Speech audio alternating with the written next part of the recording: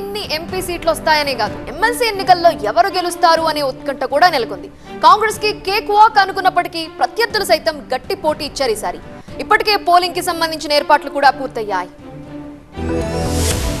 ఉమ్మడి ఖమ్మం, నల్గొండ, వరంగల్ జిల్లాల పట్టభద్రుల ఎమ్మెల్సీ కోసం 52 మంది పోటీ పడుతున్నారు. 12 జిల్లాల పరిధిలో 605 పోలింగ్ స్టేషన్స్ ఏర్పాటు చేశారు. మొత్తం 4,61,806 మంది పట్టభద్ర ఓటర్లున్నారు. సోమవారం ఉదయం 8 గంటల నుంచి సాయంత్రం 4 గంటల వరకు పోలింగ్ జరగనుంది. ఈవీఎంల ద్వారా పోలింగ్ జరగదు కాబట్టి జిల్లా కలెక్టర్లు, అధికారులు ఓటర్లకు ఇప్పటికే అవగాహన కల్పించారు. 52 క్యాండిడేట్స్ లో మన ఇది ప్రిఫరెన్షియల్ సిస్టమ్, అంటే ఇక్కడ మార్క్ ఆర్డర్ ఆఫ్ ప్రిఫరెన్స్ ఉంది.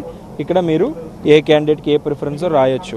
అందరు క్యాండిడేట్స్ కూడా ప్రిఫరెన్స్ ఇవ్వచ్చు, ఒక్కరికి కూడా ఇవ్వచ్చు. Minimum 1 preference, maximum 52 preferences. NOTA అనేది లేదు దీంట్లో.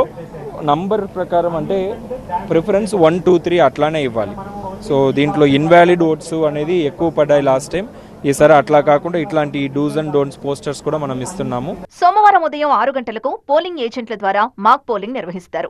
8 గంటలకు పోలింగ్ ప్రారంభిస్తారు. అన్ని పోలింగ్ కేంద్రాల్లో వెబ్ కాస్టింగ్ ఏర్పాట్లు చేశారు.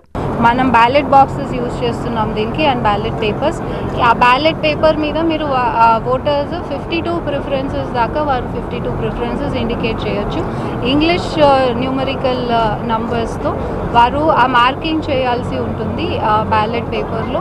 ఈ ఎన్నికల్లో ఓట్లేసేది గ్రాడ్యుయేట్లే అయినా వేల మంది తప్పుగా ఓటు వేస్తున్నారు. అందుకే ఈసారి గట్టిగానే అవగాహన కల్పించామంటున్నారు అధికారులు. 59 పోలింగ్ కేంద్రాలు ఉన్నాయి మనకి. ఇది చాలా వరకు వరంగల్ డివిజన్లో ఉన్నాయి, నర్సంపేటలో తక్కువ ఉన్నాయి. మొత్తం 11 రూట్స్ ఉన్నాయి మనకి. దీంట్లో నోటా లేదు. వాళ్ళు ప్రిఫరెన్స్ సీరియల్ నెంబర్ 1 to ఎంతమంది క్యాండిడేట్స్ ఉన్నారో ఆ సీరియల్ నెంబర్ అనేది రాసుకుంటూ వెళ్ళాల్సి వస్తుంది. హౌ టు ఓట్ అనే ఒక పాంఫ్లెట్ కూడా ప్రతి పిఎస్ బయట పెడుతున్నాము. డెఫినెట్గా అది చూసుకోవాలి. ఎవరికైనా డౌట్ ఉంటే మా పోల్ స్టాఫ్ని పిఓ, ఏపీఓ, ఓపీఓ ఎవరినైనా అడగచ్చు. వాళ్ళందరికీ ట్రైనింగ్ ఇచ్చాము. పార్లమెంట్ ఎన్నికల ఫలితాలు వచ్చిన తర్వాత అంటే జూన్ 5న ఓట్ల లెక్కింపు ఉంటుంది. మరి పట్టభద్రుల తీర్పు ఎలా ఉంటుందో చూడాలి.